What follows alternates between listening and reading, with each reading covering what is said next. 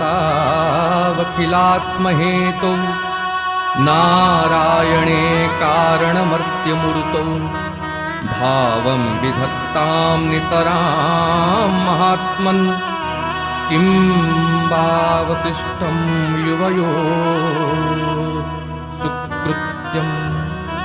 हे माता यशोदा, नंद बाबा, और आप दोनों को ऐसी कौन सी सत्कर्म बाकी रह गई जो आप दोनों को करनी है? और आपने सब तीर्थ कर लिए, सभी यज्ञ आपसे हो गए, जितने व्रत हैं सब आप दोनों ने कर लिया।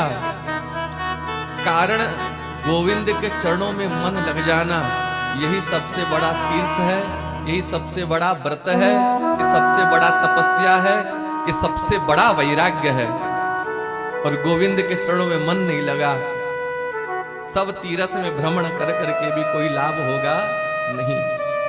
धर्मस्य अनुष्ठित पुंसाम विश्वक्षेण कथा सुच न उत्पादयेद यदि रतिम श्रम एव ही केवल। चाहे धर्म करो, व्रत करो, अनुष्ठान करो, केवल परिश्रम ही होगा यदि गोविंद की कथा में, गोविंद की लीलाओं में, गोविंद के नाम में, गोविंद के चरणों में न उत्पादयेद यदि रति, अनुराग नहीं हुआ तो, प्रेम नहीं हुआ तो।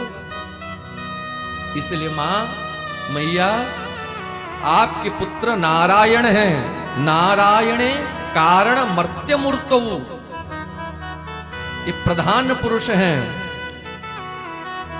इसलिए हे माता, आप अपने पुत्र को समझो।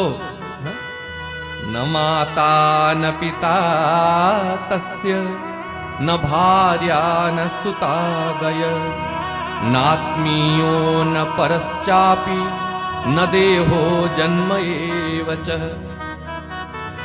मैया से कहते उद्धव जी, ना इनकी कोई मैया है।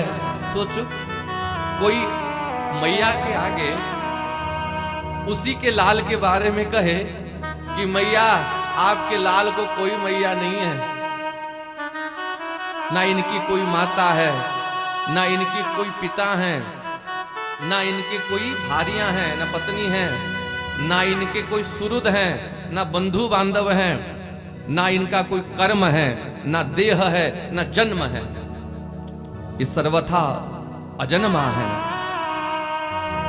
क्रीडार्थम सोपि साधूनाम परित्राणाय कल्पते।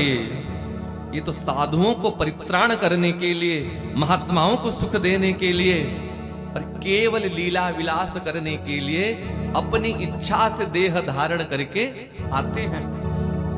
इसलिए हे माता, आप इनको पहचानिए। जब आप इनके सर्वव्यापकता को जान लेंगे ना, तो आपको तो कण कण में कृष्ण दर्शन देंगे, तब आपको कोई दुख होगा नहीं। रात भर उद्धव जी बकते रहे, बोलो राधे राधे, मैया बाबा के आगे बकते रहे, और मैया बस जड़ की भांति सुनती रही, सुनती रही, सुनती रही। धीरे धीरे भोर होने लगा और सभी गोपी अपनी अपने घरों में दीपावली दीपक जलाने लगी। दीप दीप्ते मणिभिः विरेजु रज्जु विकर्षद भुजकङ्कणस्रजः चलन्ती स्तनहार कुंडल द्विषत् कपोलारुण कुंकुमा। रत्न दीपावली, रत्न के दीपक अपने घर के आगे उठ करके जलाने लगी, और दधी मथानी लेकर के, मंथन दंड लेकर के, रज्जु विकर्षत भुजकंकणस्रजः, मथानी लेकर के सब सखियां घर घर घर घर दधी मथने लगी। और उस समय उनके हाथ में जो कंकण कड़ूले, ये सब रुणझुण कंकण कुणिन नाद करने लगे। चलंती स्तनहार कुंडलः। अब जब मंथन करते उनके दोनों कपोलों में जो कुंडल वो भी हिलने लगते, वक्षस्थल में जो हार है वह भी हिलने लगता, कमर में जो करधिनी है वह भी बजने लगते, और दधी मत्ते समय कभी चरण भी इधर उधर ऊपर नीचे होते होंगे तो नूपुर भी पांव के बजने लगे।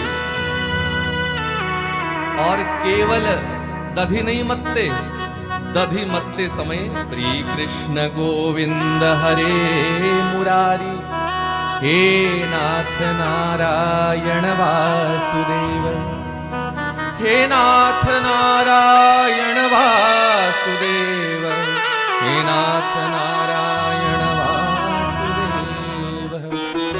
भगवान के नाम को उच्च स्वर से गा रही हैं।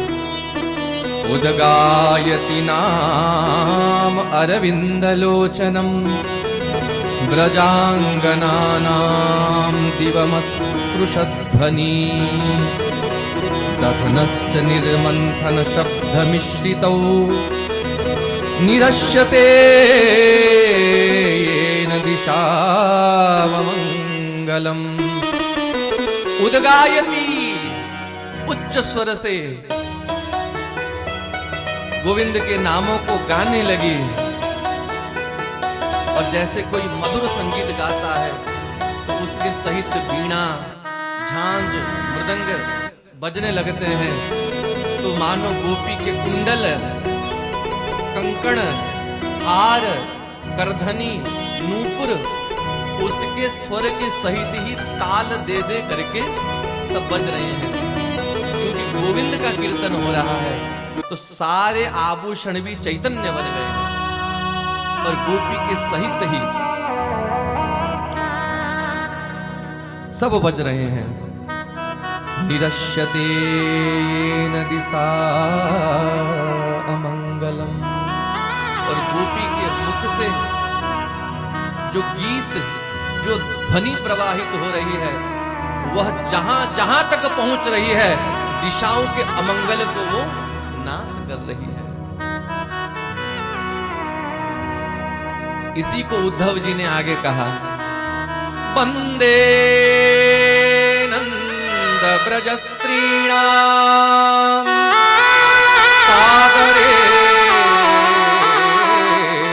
विष्णसः।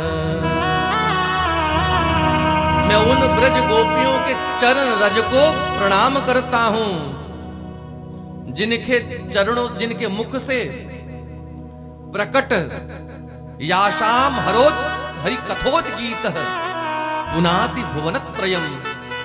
जिनके मुख से प्रकटित यह गीत त्रिभुवन को पावन करती है। वृंदावन बिहारी लाल की जय।